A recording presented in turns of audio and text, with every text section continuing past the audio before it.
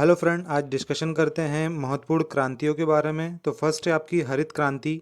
यह खाद्यान्न उत्पादन के क्षेत्र से संबंधित है और इसका परिणाम यह हुआ कि गेहूं और धान के उत्पादन में बहुत वृद्धि हुई।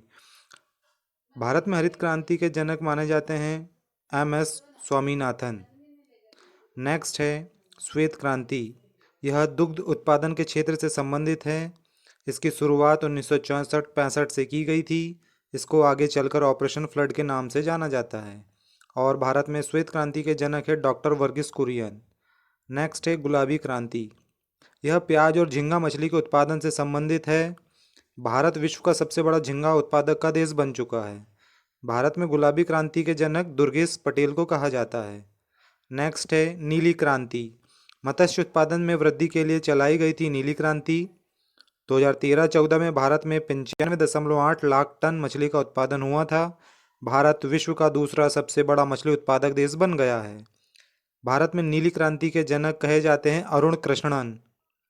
नेक्स्ट है सुनहरी क्रांति। इसका संबंध बागवानी उत्पादन में वृद्धि से है, जिसमें फल विशेषकर सेब उत्पादन, इसे शहद उत्पादन से भी जोड़ा गया है। भारत में बागवानी का उत्पादन जीडीपी में 31% योगदान रहता है। भारत सब्जी और फल उत्पादन में विश्व में दूसरा स्थान रखता है। भारत में स्वर्णिम क्रांति के जनक कहे जाते हैं निरपक तुतेज। नेक्स्ट है सिल्वर क्रांति।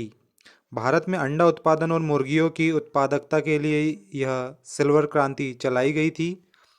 भारत की मुर्गी एक वर्ष में 65 अंडे देती है, जबकि अमेरिका में 295 अंडे।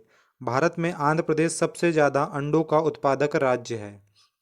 भारत में सिल्वर क्रांति के जनक इंदिरा गांधी को माना जाता है। नेक्स्ट है काली क्रांति। पेट्रोलियम या खनिज तेलों के उत्पादन को बढ़ाने के लिए एथेनॉल का उत्पादन भी बढ़ाया जाएगा। इसका संबंध कोयला उत्पादन से भी है। नेक्स्ट है पेट्रोल में एथेनॉल को 10% मिलाकर बायोडीजल बनाने का लक्ष्य है। और नेक्स्ट क्रांति है सदाबहार क्रांति। इसका उद्देश्य देश की मिट्टी को उत्पादन बनाना, किसानों को लोन दिलाना, रेन वाटर हार्वेस्टिंग और कृषि शोध को बढ़ाना है।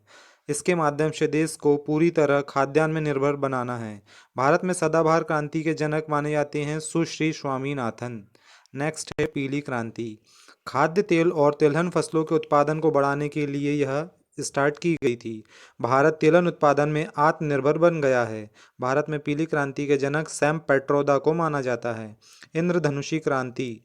इसमें हरित क्रांति, पीली क्रांति, नीली क्रांति, लाल क्रांति, गुलाबी क्रांति, भूरी क्रांति, धूसर क्रांति और अन्य सभी प्रकार की क्रांतियों को एक साथ चलने का लक्ष्य लेकर माना गया है।